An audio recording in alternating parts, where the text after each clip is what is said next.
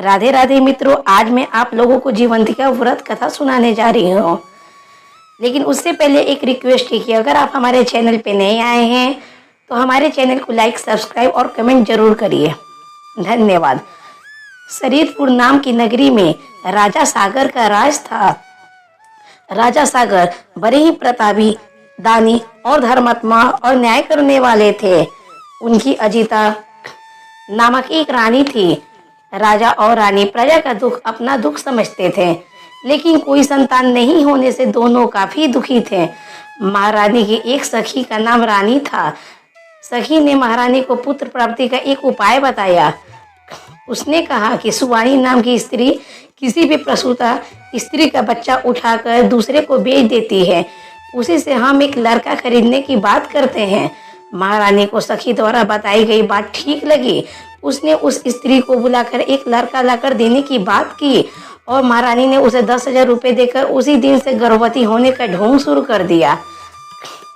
ठीक 9वें महीने में एक रात्रि को उस स्त्री ने महारानी के पास बिस्तर पर एक लड़के को लाकर रख दिया। राजा के यहाँ राजकुमार का जन्म होने के कारण खुशी में राज्य भर में धूमधाम से खुशियां मनाई गई।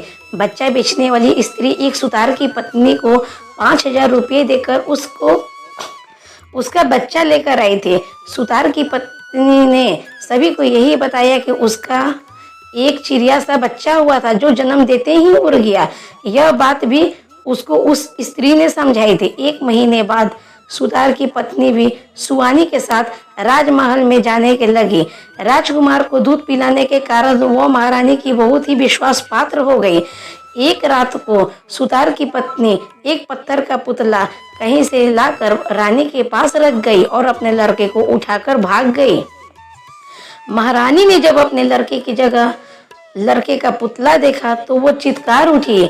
उसने यह खबर राजा के पास भिजवा दी। राजा ने आकर रानी से पूछा, तुम्हारी सेवा चाकरी में अभी कौन है? तब रानी ने बताया, एक सुतारन है। राजा ने सुतारन को पकड़कर लाने का सैनिकों को हुक्म दिया। सुतारन से पूछा कि तेरा न्याय सबके सामने करूं या एकांत में? सुतारन बोली, अगर एकांत में न्याय करना हो तो आप मुझे निर्दोष मानकर छोड़ दीजिए। राजा ने कहा, जब तक तू निर्दोष सिद्ध नहीं हो पाती तब तक तुझे निर्दोष मानकर छोड़ा नहीं जा सकता।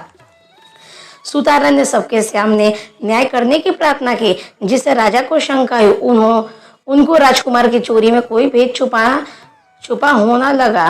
राजा ने अपनी रानी से पूछा, सुतारन के सामने तुमको यह सिद्ध करना पड़ेगा कि राजपुत्र तुम्हारा है। अगर सिद्ध नहीं कर सकी तो तुम्हारी और मेरी दोनों की बदनामी होगी।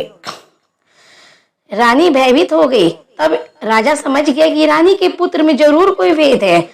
राजा ने उसी समय रानी के सामने सुतारन को बुलवाया और उससे पूछा कि लड़के की देखभाल तुम करती थी, लड़के की जगह यह पत्थर का पुतला कैसे हो गया? तब सुतारन बोली, महाराज, आपका और रानी जी का बालक पत्थर बन गया, इससे मैं क्या कर सकती हूँ? सुतारन की बात सुन रानी बोली, लड़का कभी पत्थर बनता है?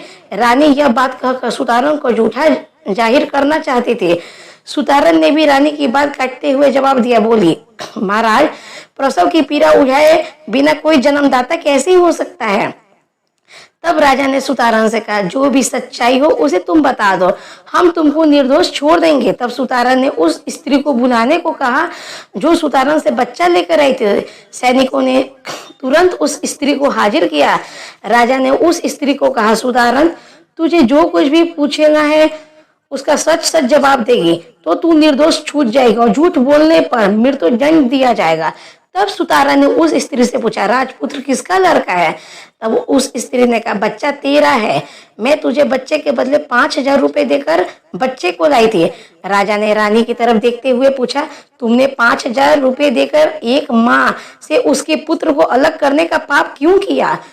रानी बोली, इसे मैंने 10,000 रुपये दिए थे। तब वो स्त्री बोले, मैंने 5,000 रुपये सुतारन को दिए और 5,000 मैं खा गई। सब सुनकर राजा बोले, अब मुझे कुछ भी नहीं जानना है।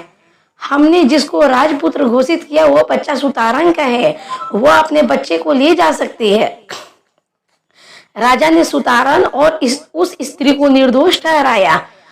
महारानी को अति दुखी देखकर सुतारा ने रानी से कहा, हे रानी जी, आप किसी प्रकार से दुखी नहीं हो। मैंने माता जीवंतिका का व्रत करके यह पुत्र प्राप्त किया है। आप भी जीवंतिका माता जी का व्रत करो, आप भी माता अवश्य बनोगी।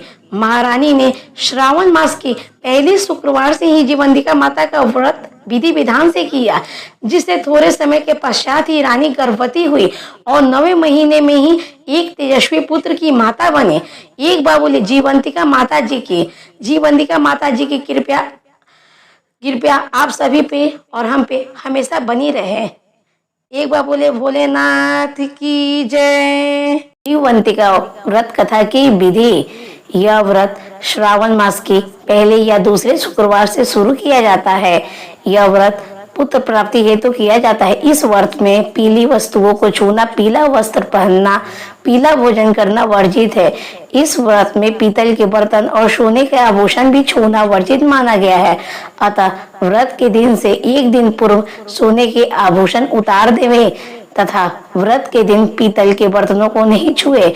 व्रत करने को प्रातः काल में स्नान आदि करने के बाद स्वच्छ वस्त्र धारण कर पूजन करना चाहिए। इसमें आटे का 5 बत्ती का एक दीपक बनाकर अपने श्रद्धा अनुसार घी या तेल भरकर एक पाटे पर रखकर जला ले। कुमकुम, चावल, फूल आदि से जीवंतिका माता की पूजा करें एवं जीवंतिका की कथा सुनना चाहिए। इस दिन उपवास रखे। जीवंतिका माता आपकी हर एक मनोकामनाओं को पूरी करे। एक बार बोलिए जीवंतिका माता की।